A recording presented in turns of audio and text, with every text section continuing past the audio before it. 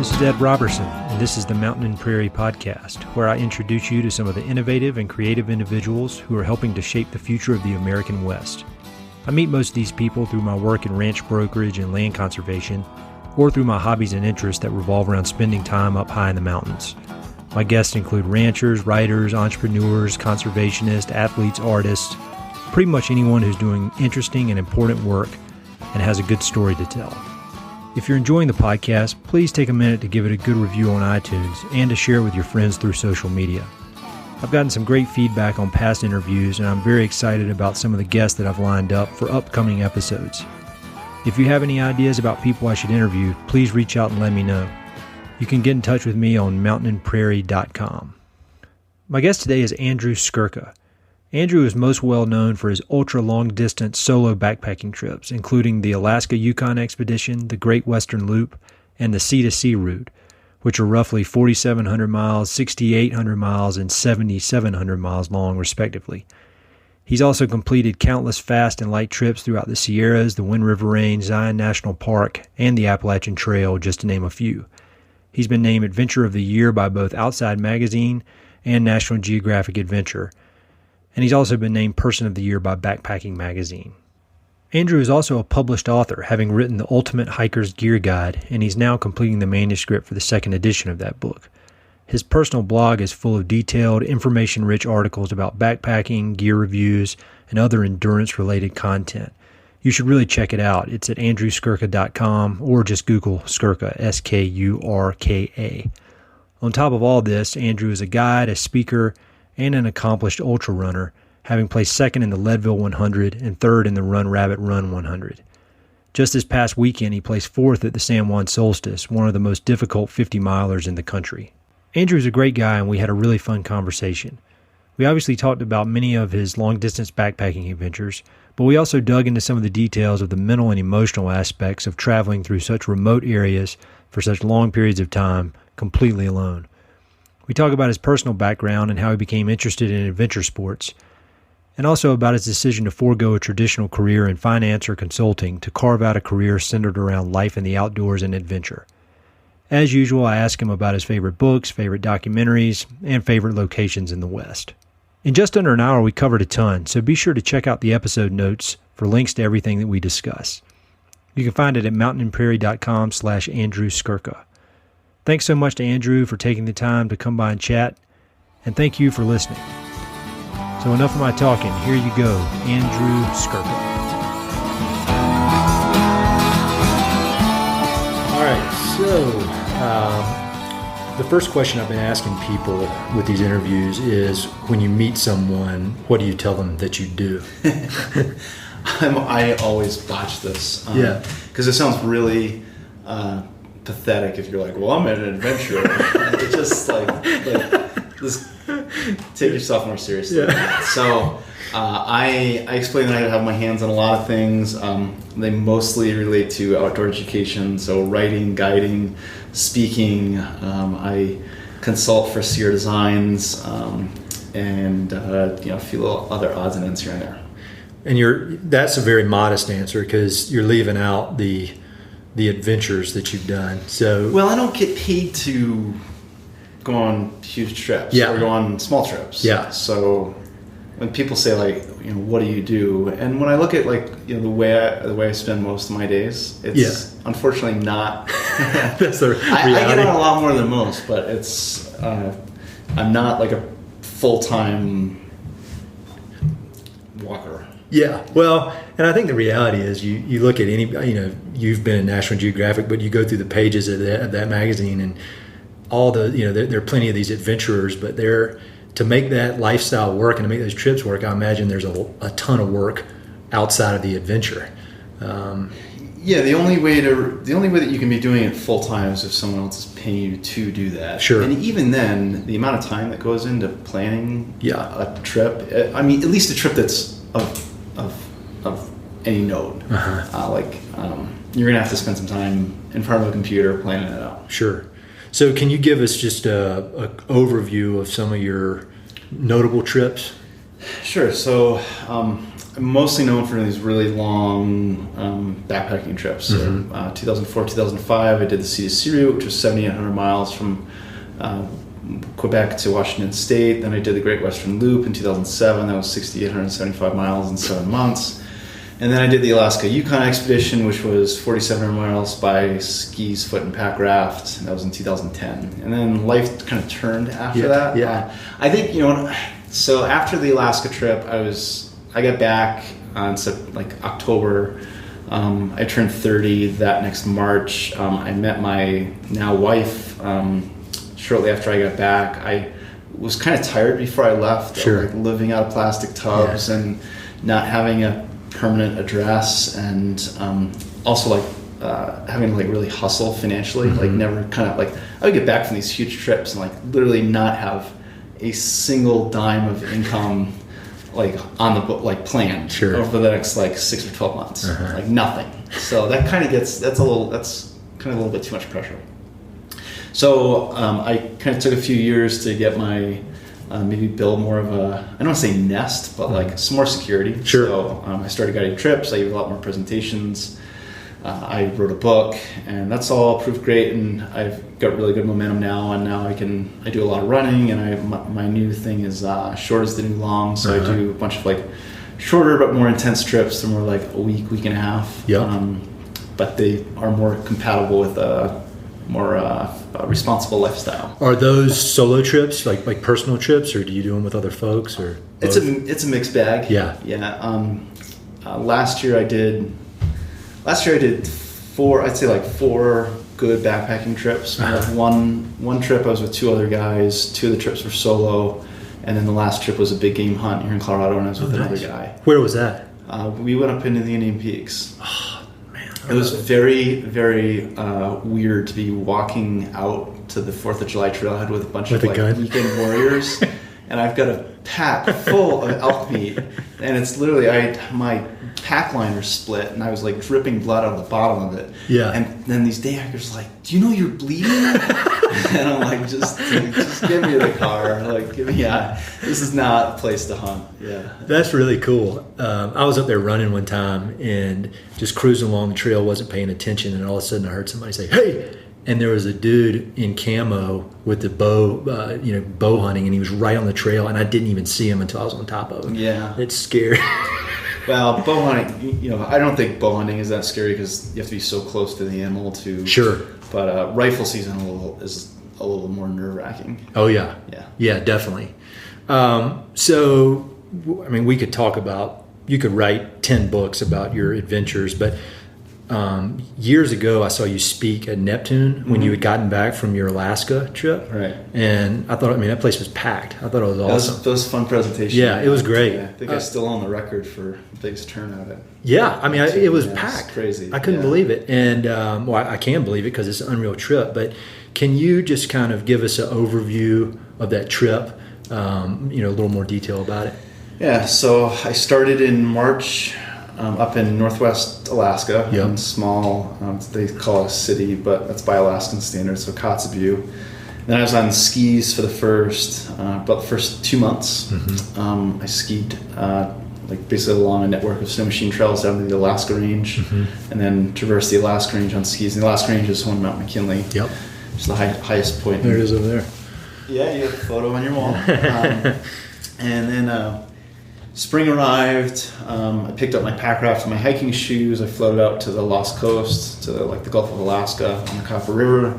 Walked the Gulf of Alaska, basically down towards Juneau, and at that point I started returning to my original point. So I went floated the Yukon River up to Dawson, then a route up through the Yukon Arctic up into the Brooks Range, and then traverse the Brooks Range to finish. So basically just a huge loop around all of Alaska. A huge loop, yeah. Well, I think, so out of the 4,700 miles, I think almost 2,000 of it was in the Yukon. Maybe 1,700, I'm thinking 1,700 was in the Yukon, so not an insignificant amount. Got it. Yeah. And that trip, it seems like it was kind of the culmination of all your other trips and all your other experience built up to that. And because that's intense. Yeah, it was super intense. I would agree that was the culmination of a lot of other things coming together. But that's kind of the way that a lot of my trips had been, where And I went and like cut my teeth on the Appalachian Trail. Sure. Didn't know anything. Learned a lot. My next trip was the C2C route, and that was like definitely a big step up because I spent the winter out on the trail. It was like, let's see, that was 7,800 miles, the longest trip I've ever done. So it was that like almost 3 times as long as the Appalachian, actually more than 3 times as long as the Appalachian Trail. It was 11 months long, much more logistically involved, following trails that were much less used. Yep. So I learned a lot on that, and then the Great Western Loop, again, up in the ante, like where it was, the Great Western Loop was basically like how far, how fast, how light could I go. That's and nobody ever done that before, correct? No. So that one was, I would say it was like the culmination of everything I learned as an on-trail backpacker. And how old were you then? It's 2007. Almost 10 years ago. So I would have been like 26. Got it. Yeah. Culmination of everything I learned as an on-trail backpacker. I was out there with like 7 or 8 pounds of food, 7 or 8 pounds of gear before food and water. I was averaging 33 miles a day, and obviously the distance is it wasn't as long as the C2C route, but it wasn't. Are you amazed by that distance now? I mean, that amount of the distance isn't that big of a deal because the reality is like if you just sort of get up every day and hike some miles, you can coast along. You can get there. Yeah. I think what I find most impressive about that trip, looking back at it, is how robotic I was. I mean, I was ruthlessly efficient. I would get up at 5:45. I'd be hiking by 6. I would take my first break at like 1 o'clock in the afternoon. And my goals were, I used to say, 12 by 9, 12 by 10. Is that right? Let's see, just 12 by, was it 12 by 9? No, it must have been 12 by 10. So 12 miles by 10 o'clock in the morning. Yep. And then I would want to do 20 by 1. So it's 20 miles by 1 o'clock in the afternoon. And at 1 o'clock in the afternoon, I'm only halfway through my day. Because I would use I threw in a lot of 40-mile days. Did you have rest days? Did you do any rest days? I took 7 days off, 5 of which were for my grandmother's funeral. Holy cow. Again, I just can't, looking back at it, how did I just don't know how I stayed on task that long. Really impressive. Remarkable, yeah. I mean, that's the thing, and I want to talk more about this at some point, but the physical part, I can kind of get my head around it, but the mental part is what is amazing to me. Because it's one thing to get up and do 100 miles in 24 hours or whatever, and you go to bed. But by you doing that every single day, week after week after week, I just think that's unreal. And especially when you're 25. I don't know how to explain, because I agree. I mean, I look back and I'm like, wow. I mean, the only thing I guess I would say, maybe 2 things. First is that the experience is inherently enjoyable. Sure. I am walking through awesome places. Yep. My lifestyle is really simple. I feel like I'm doing something every day. It's like the satisfaction that someone who builds things. Sure. Similar satisfaction. I did that today. It's very, very physical and tangible. And then the other thing is I was super committed. There was, when I started that trip, it wasn't I'm just gonna kind of wander around the West, and maybe if I get back to the Grand Canyon, that'd be great. No, it was I am committed. Yeah. And so then the next step was the Alaska trip. Yeah. There are a few things in between, but yeah, basically, the next big trip where I was taking some of the skills that I learned in the 2 prior summers. So basically, how to travel off trail, how to ski, how to pack raft, applying that on a level that. And you were off trail a lot on that, correct? Yeah, that was the 4,700 miles on the Alaska Yukon expedition. It was something like 2,200 miles of off trail travel, and then another 1,300 miles on the raft. So that's again no. There are 2 things I remember from your presentation. One was there was some part that you had to walk through for maybe days, and it was almost like a swampy area where there were these mounds of dirt, and then there was kind of dead space between them, and so you'd walk and your ankle would turn, or so those are tussocks. And you find those mostly. as a plant adaptation, you tend to find them in areas with permafrost, like not low-lying areas, but just flatter areas with permafrost. Because what happens is that with the permafrost, there's basically a barrier to water percolating down through. So in order for anything to grow in that kind of boggy area, it has to kind of lift itself. So you have these tussocks. And they're all over the Arctic. So, but you can, if you're skilled at it, you can look at a map and you can identify areas that are going to be covered in them and areas that aren't. Got it. That's one of the sort of arts of traveling off trail, is that you'd be able to look at a map and predict what is going to be there, and you've never been there before. But is that a result of having been up in Alaska before, doing it and learning the hard way? Or could you do it? Like, could I do it if you taught me how? Maybe, but some personal experience would be helpful. I think that the best way to describe it is pattern recognition. Yeah. You've had some prior experience that taught you something. You then apply that to a future situation, and you get really good at it. I mean, like from if I have like an overlook of an area, I could look out and just based on the textures and the colors, I could tell you kind of what's what. And then pick a route. Got it.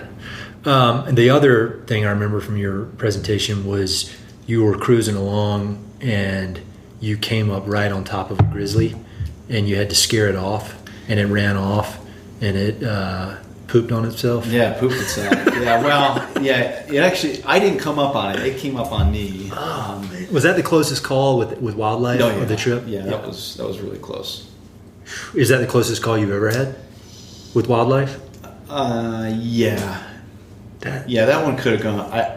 I mean, we laugh about it now because the whole thing's really funny. I mean, as the bear ran away from me, it pooped itself, like this 30-foot long streak of berry poop along on the gravel braids. But that easily could have gone the other way. Wow. So you've spent. Have you ever added up how many years of your life you've spent in the backcountry? I'm sure I have a spreadsheet of it. But. I mean, probably. The big ones are easy to count. It'd be all like the little weekend trips that I have less data on. So when you're on these long trips and you're out there primarily by yourself, I'm sure there's just there's all these doubts that can creep into your mind, or at least if I were doing it, there would be. So I mean, do you have systems? Doubts about what? Just exhaustion, fear, loneliness. The one thing that on the big trips, like when you're like largely off trail and it's very sort of, you're very engaged with the here and now. Like, there is no trail telling you where to go. So that's up for you to be deciding. That makes sense. Every step of the way. And that's a big, I'll present it as a distraction, but it sort of you're engaged keeps you tuned in instead of being able to sort of daydream about that makes sense. Various things and like wallow in self-pity for hours on end, just hiking down this mindless trail. But I would say that the most difficult thing about traveling alone in the backcountry for extended periods of time is that you have very few opportunities to download your emotions. And it's in big wilderness. It's a stressful environment. You're usually uncomfortable. There's a lot of uncertainty. You tend to be pretty anxious because you don't know what's going to happen tomorrow or the day after that, and you might be having like really long distances between resupply points, so there's always the pressure, overlying pressure of like, am I going to have enough food to make it another 10 days? I mean,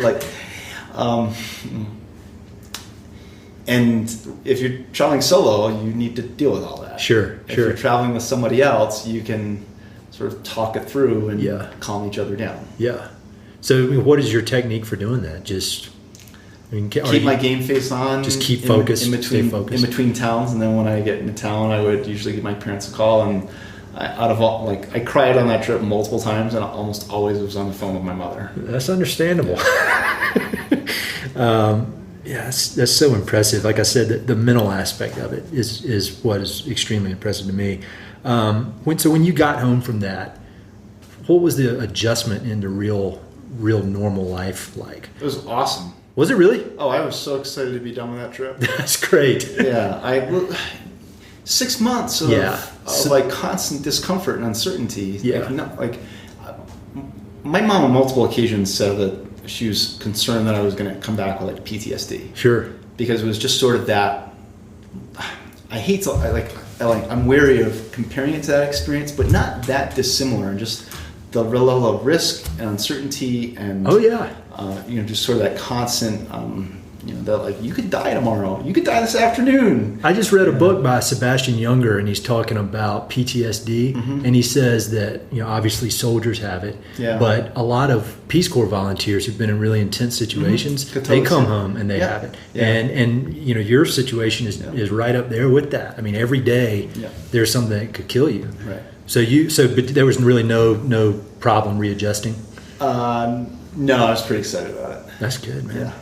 You've got the right temperament for it. Yeah. I've been on a few longish trips, and when I come home, it's just kind of like a letdown. But I mean, that's 3 weeks, like climbing Denali, and you get home and kind of like, I don't want to mess with email. So, I get that too. I think it's thankfully it wasn't my first time at the rodeo. And I think one of the things that's really important, if you, and this would apply more than just to an expedition, but whenever you get done with like a big goal, like something that takes months or years and just an incredible amount of time and effort and energy, when you get done with it, be prepared to put something else on your calendar that forces you to get out of bed and get motivated for something. So for me, like that fall, it was I finished the trip in the beginning of September. I was back in Colorado by October.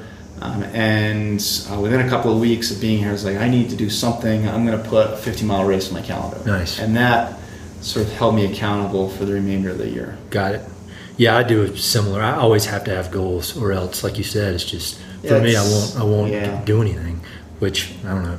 Maybe that's a flaw, but I guess I've learned how to deal with it. I think that's human nature. We even motivated people struggle to find motivation when they don't have anything to be motivated for. Yeah, you just got to set up systems, I guess. So I'm really interested in your personal background. I know some of it just from seeing your website and seeing you speak. But where did you grow up?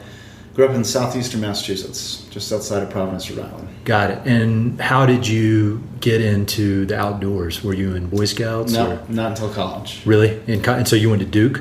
I went to Duke. I went to Wake Forest. Okay. My wife went to Carolina, so we're all enemies here.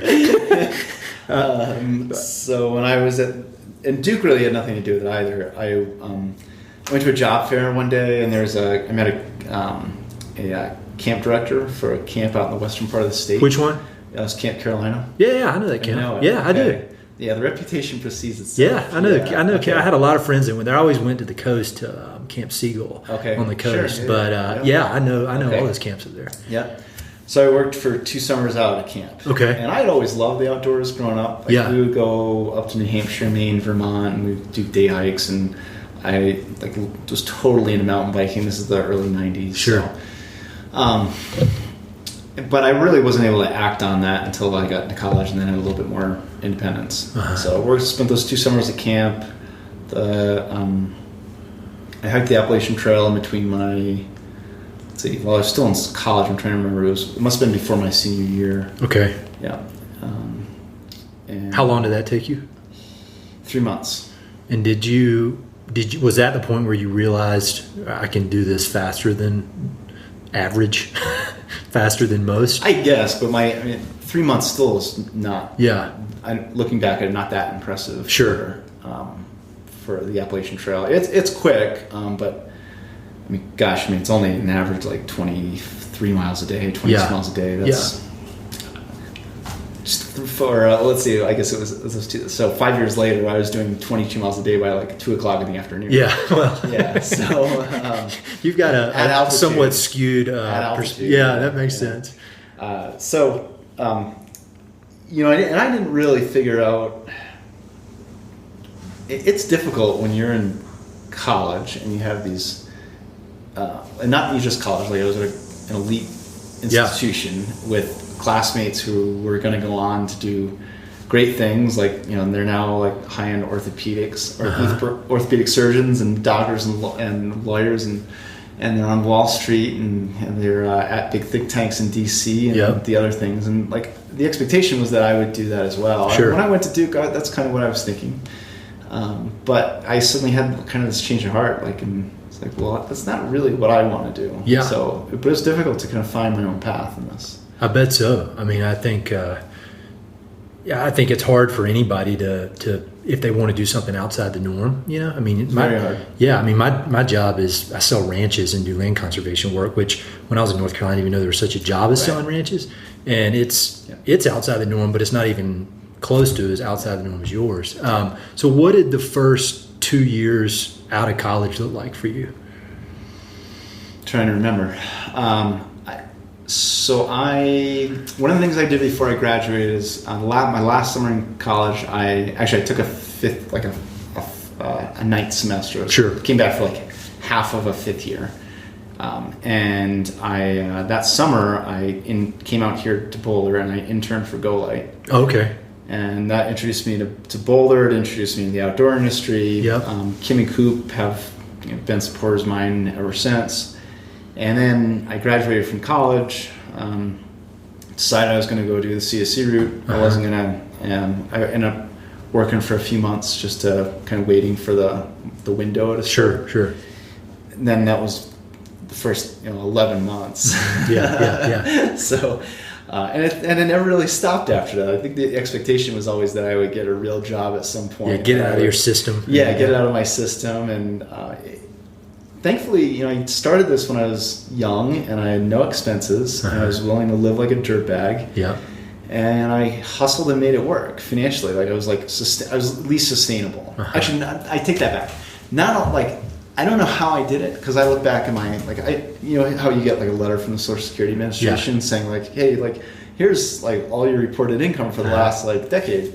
And I look back at some of my numbers and I'm like, holy, how did you ever manage to earn that little amount of money? And not only that, but then I look back at my investment accounts and I see that every single year I was like maxing out my Roth for my Roth IRA. Yeah. So like, I'm not sure what I was eating, but I couldn't have cost that much money because I don't know where that's about like what I could afford. Yeah, just like to feed myself, and that was it. Remarkable. I would imagine you get approached by young people or people of all ages who would like to have a lifestyle similar to yours.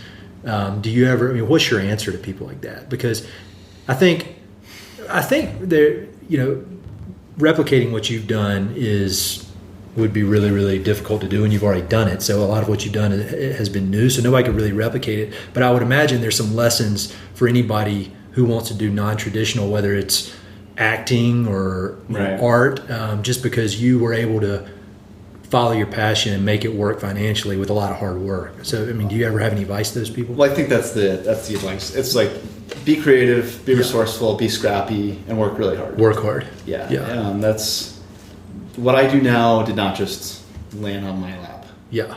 Well, that's clear. And it's constantly evolving. Sure. Like what I did last year is not what I'm doing this year, and what I'll do next year is not what I'm doing this year. So, how old are you now? 35, 34? 35. If you could talk to yourself when you were getting ready to walk out of Duke, what would you have any advice for yourself, or are you pretty have even less doubt about the direction you're taking than you had at the time? Yeah. That's cool. Yeah, I think that's the one at that point in my life, and that was the big challenge for me. It was trying to be true to myself while everyone else was saying you're not making a good decision. Mm-hmm. Well, you look. I read biographies. I just inhale biographies, and you look at anybody, whether they're a business person, an athlete, artist. It's the same story every time. If you're going to do something new and something that's impressive and something that's going to really mean something, it's the same story. You got a bunch of people, including family members, saying you're crazy. Yeah. And so, I think, again, it goes back to the mental aspect, just being able to power through. Yeah. So good for you. Did you have any outdoor mentors as a kid? I mean, because I feel like you do a lot of this stuff by yourself. I mean, is there anybody you've either known or that you've read about that you admire, somebody that... There's some people that I've definitely picked up some stuff along the way. But, for better or worse, a lot of what I've learned the hard way, which is by making mistakes. Sure.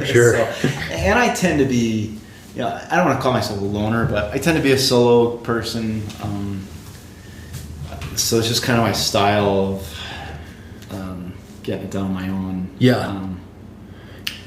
Is there a specific mistake you can think of that you made at some point early in your career that it was awful at the time, but looking back, it was one of the best things that could have happened to you as far as lessons learned? The C2C route, I was planning on, I was planning on flip-flopping it. Uh-huh. So I was going to start in Pennsylvania and hike. I think I was planning on hiking west. Okay. And then I was going to go back to Pennsylvania, maybe go up to Quebec and then hike back to Pennsylvania. And I was doing that because I wanted to avoid spending the winter out on the trail. Uh-huh. And I ended up getting hurt really early on in the trip, having to bail. What kind of injury? I strained my hip flexor. Got it. Maybe the lesson there was to do things the right way. Mm-hmm. Like that C2C route should have been hiked C2C. Yeah. Maybe not a great example, but it was, that was a sort of humbling first experience. I would add to, I just generally wasn't prepared enough for that round. In what way? Hadn't been able to put in the time. Didn't really know quite how to put in the time. Uh-huh. Yeah. Maybe another more relevant mistake. So a lot of the choices there are good.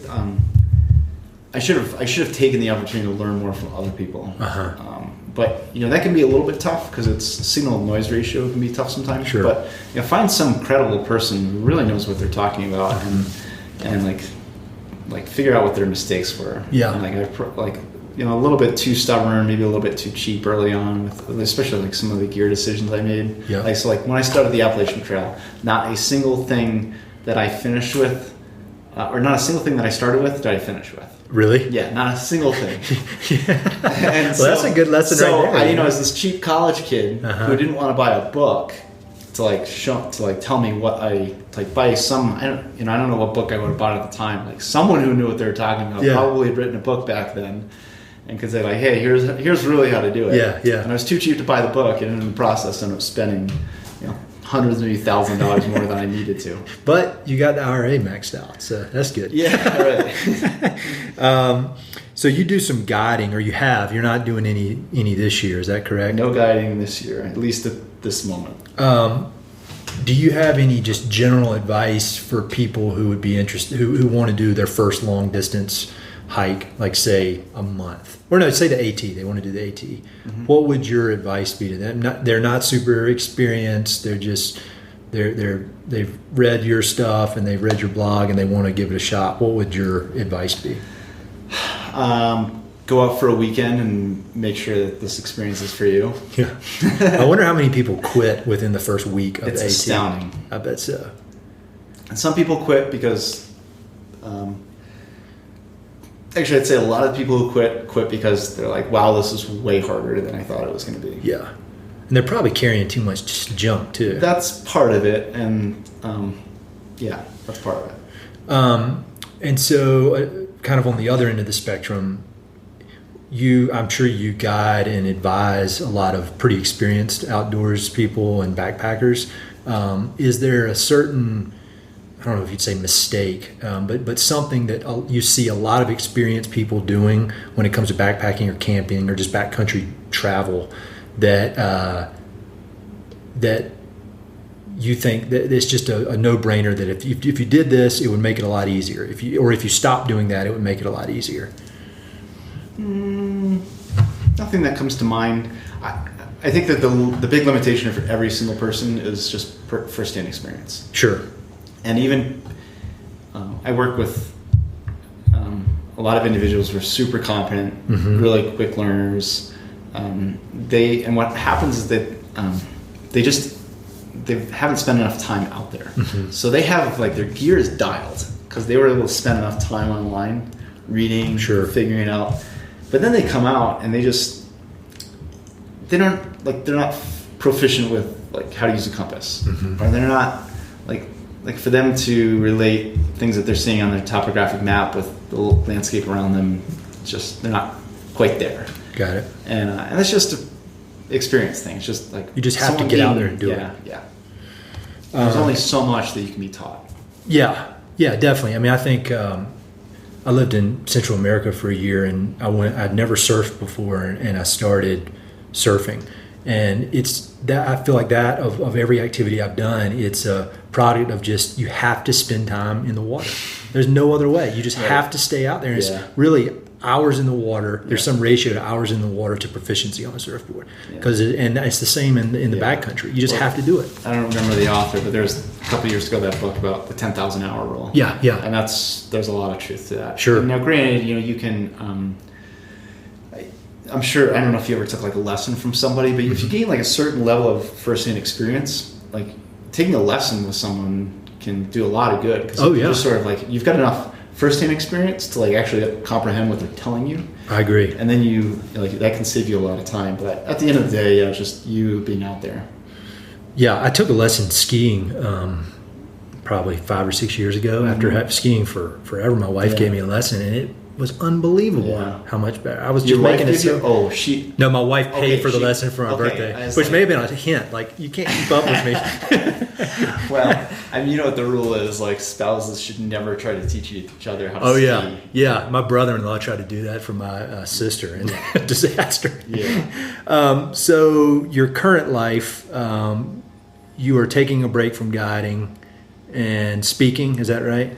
Yeah, I'm not doing much guiding. I'm not doing much speaking. And so you're writing and mostly writing, running. I mean, not the running pace. So this year, I'm almost done with the second edition of my gear guide. Okay. Maybe even by the end of the week here. So that's been a big project. I came out with a guidebook for the Wind River Range earlier this year. Last year, I came out with a guidebook for the Kings Canyon route in the Kings Canyon National Park. So that was a big project. And all these can be purchased on your website? Right. Okay. And then I've been getting more active on the blog again. Writing the book has kind of kept me away from it this year. Sure.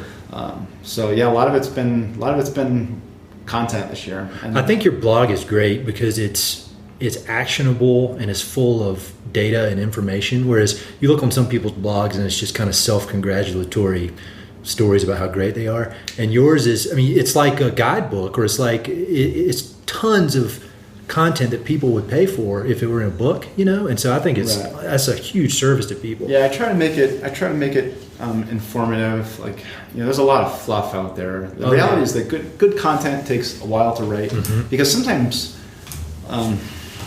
you need to, like, especially when it comes to like something like gear reviews, you can't just go out with like a pair of shoes for like a run or two and say like, well, here's what I think of them. No, you can go out for like, say, 50 miles, say like, hey, here are my early impressions. Yeah. But then 500 miles, you have to come back and say like, all right, like, here's what this shoe's looking like after 500 miles. Here's like my final thought on who this shoe will work for, who it won't work for. I think, I've looked at your blog extensively, and there's tons of value on there. Like the Ultra, the one you recently did about the Ultra running shoes. I've been thinking about getting some of those, and I mean that helped a ton. Good. I'm not going to switch now though. So as far as your writing goes, is that, have you always been a good writer, or have you always enjoyed it, or is it hard for you? It's actually kind of hard. So I would say I'm more of a technical writer. I don't write like lots of prose. Sure. I'm not much of a storyteller, but I seem to have a good ability to take a lot of information and deduce it into coherent coherent thoughts that a layman is going to understand. Sure. Is it? Do you have any specific methods for writing? I mean, is there a way you force yourself to do it? Because I notice on your blog, it's almost every single week to the day almost that you publish a post. And then I remember a long time ago, I follow you on social media, and you were, I guess it was when you were first writing the gear guide, and you put up a spreadsheet of how many words you had written per day. And I thought that was so impressive just to be able to stick to that. Yeah. No, I don't have any... There's no like sort of specific way that I structure my writing. Probably pretty standard. I come up with a little bit of an outline beforehand and then try to get into it. Crank through it. Yeah.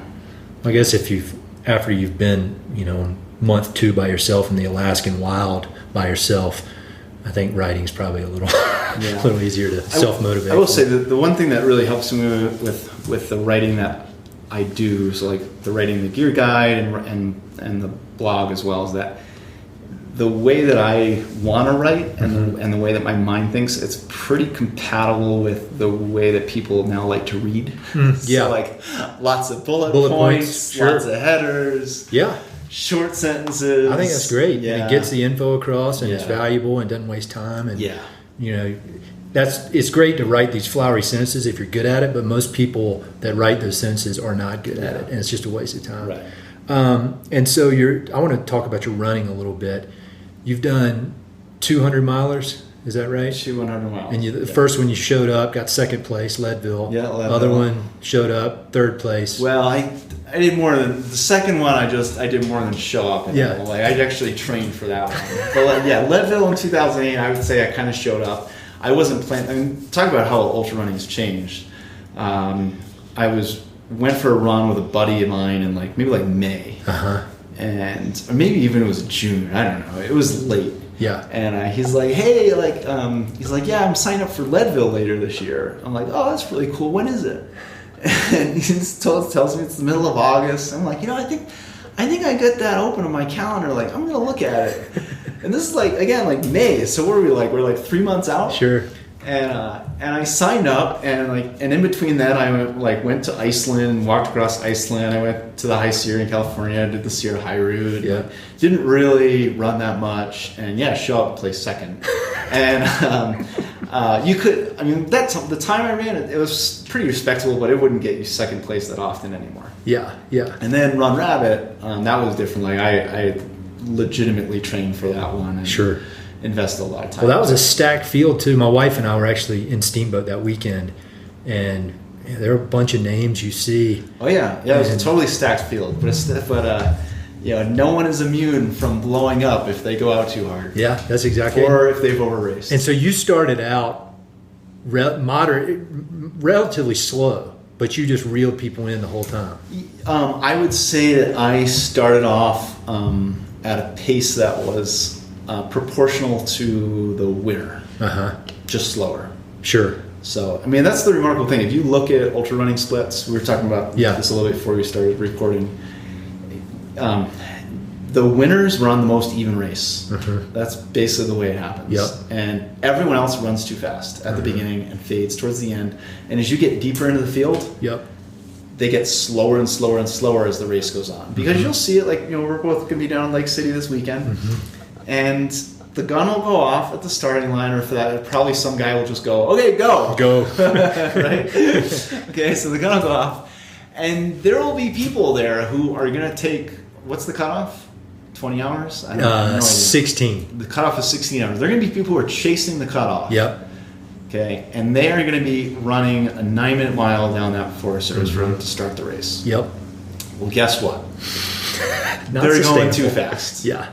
And meanwhile, the winners, he's going to be probably floating along at 7:30, 8-minute pace on that Forest Service road. So he's going faster, but not that much faster. Sure. But then if you look at the end of the race, that guy's still running all the uphills. Oh, yeah. And hauling on the downs. And the guy who's chasing the 16-hour cutoffs is probably walking the uphills and walking the flats as well.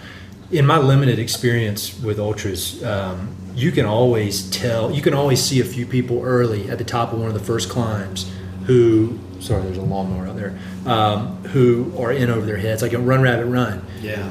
People go up that first, and you get to see people at the top of the gondola who can't breathe. Yeah. And you're just thinking, man, you got 90 or 100 more miles to go. Yeah, basically 100 more miles to go. This is not even the warm-up. I remember that first climb out of the base area there, and there were people around me that were literally in oxygen debt. It sounded like that they were doing a track workout. Yeah, wind sprints or something.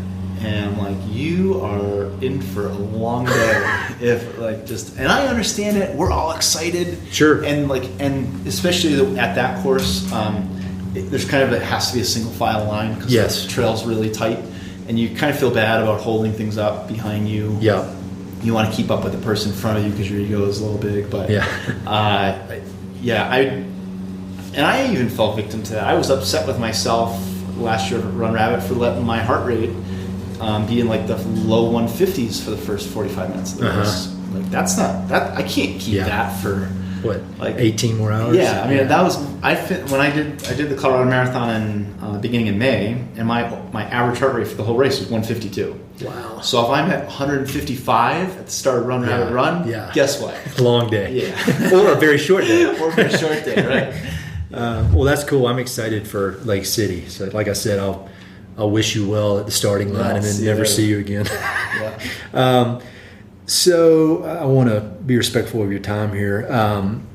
I've got some kind of quick questions that I've asked prior people that I think get some pretty interesting ideas. You don't have to give a quick answer, but do you have any favorite books that you or that mean a lot to you or that you recommend to others a lot? The last really good outdoor adventure book I read was The Horizontal Everest by, I think it's Jerry Kaplanko, and it's about he basically is infatuated with Ellesmere Island. Okay. And does a great job of interweaving his personal experiences there with the history of the island. Cool. I've never heard of that. Yeah. That one was really good. And then my wife a couple years ago, my wife picked me up a great book. Gosh, I can't remember the title of it now. But it's basically a series of short stories on expeditions from like 1400s through like the late 1800s. Okay. Oh gosh, I'm coming at a draw, but I'll pick it up every once in a while and just read like a chapter. Yeah. And I'll go back because like there's so many of them that I'll go back and read the same one and go like, I think I've read this one before. But, nice. Sorry, I'm drawing a blank on the name. But, that's all right. So those are great. I've never heard of either of them, especially I'm going to check the first one out. Do you have any favorite documentaries or films? I was a big sports fan growing up as a kid, and kind of really turned away from it once I got into high school. But I've been thoroughly enjoying all the 30 by 30. You're the second person to say Netflix. that. Yeah, they're so good. They're so well done, and like I've never even heard of some of these documentaries before. And like I watched one the other night on Tim Wakefield. I haven't seen R.A. it. Dickey on and on basically like the knuckleball. Oh yeah, how slow they can throw it. It was an awesome documentary. It was like a fascinating topic. Like cool. This total niche of a niche of a niche of topic, but just a fascinating thing. Yeah, the Bo Jackson one. Have you seen that? Bo Jackson was great. I thought that was really good. Yeah. I need to. And then there was one on the Fab Five from Michigan. Saw that one too. Yeah, and I don't even really care about basketball. No, I don't either. It's so good. No, but they kind of emphasized it's the human part, which I thought, and like that was the Bo Jackson thing too. Like it was like I remember I grew up. I was like a very influential child when there was the whole Bo Knows campaign. Oh sure. And, all my friends had Bo Jackson shoes, and but I didn't know who Bo Jackson the man was. I hadn't thought about him in probably 20 years. He's an impressive guy, man. Yeah, I didn't realize how good he was. Yeah, and I also didn't understand the severity of his injury, which is why you never heard about him again. Sure. Hip replacement at 29. Ouch. Yeah. And then he came back for a while. I mean, if one of those NFL players hit me as hard as they could, I would die. I mean, I would just die on the spot. My neck would break. And so what do you think it'd do to me? Are there any specific blogs or websites or online resources that you read on a regular basis to stay current, just kind of in the outdoor world, or anything really? I follow a bunch of blogs. The few that I enjoyed most,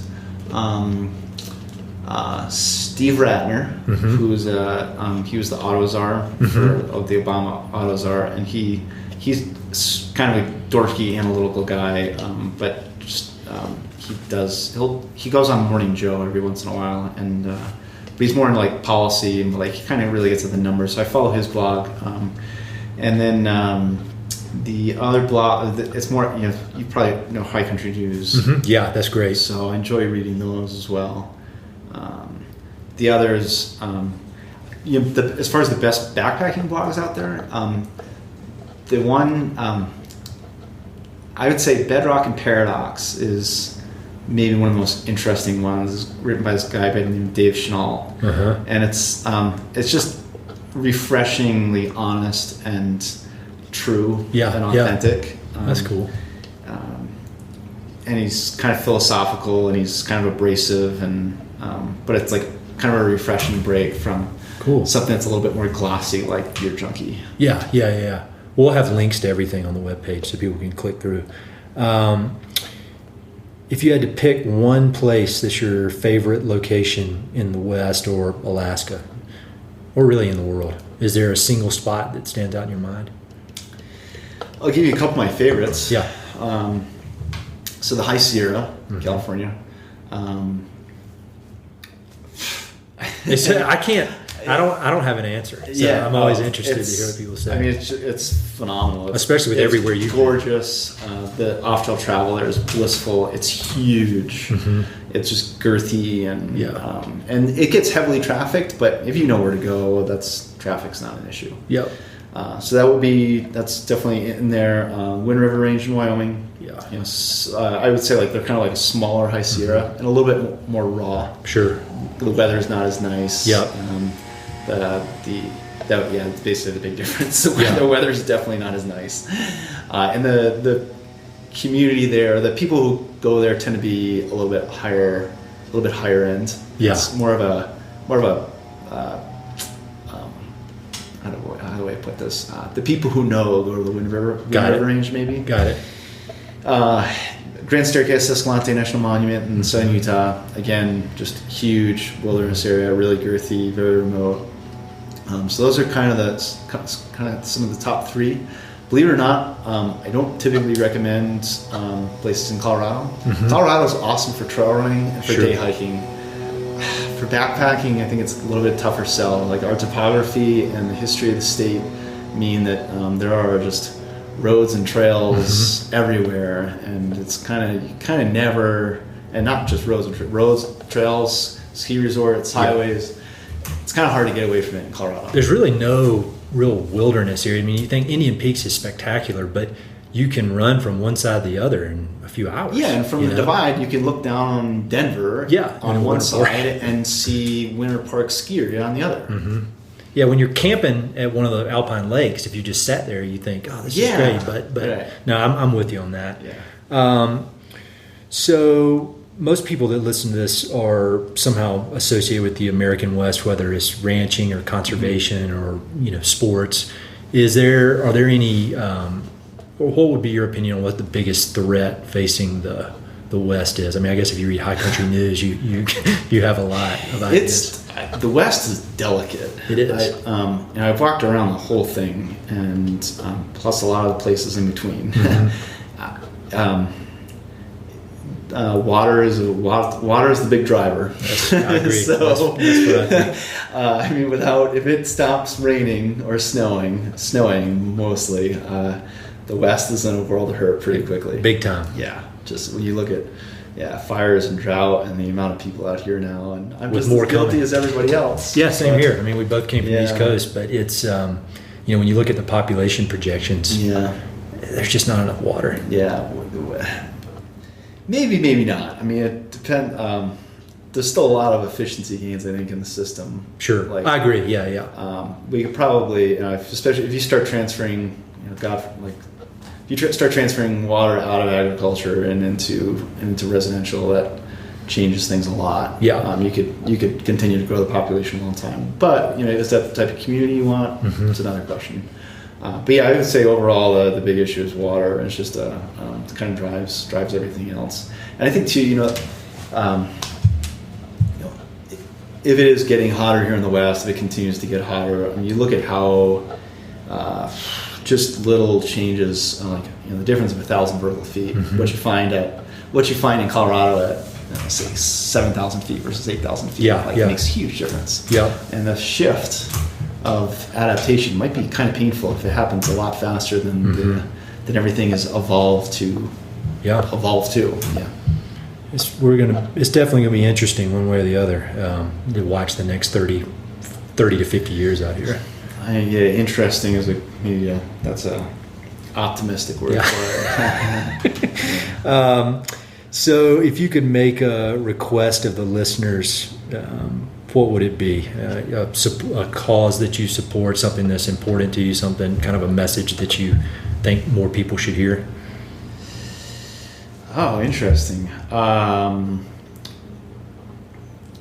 I would say more largely, live the life that you want to live. Mm-hmm. Yes. People will call it selfish, and they'll accuse you of being self-centered, and it is. But I think that is probably the way that you'll be happiest.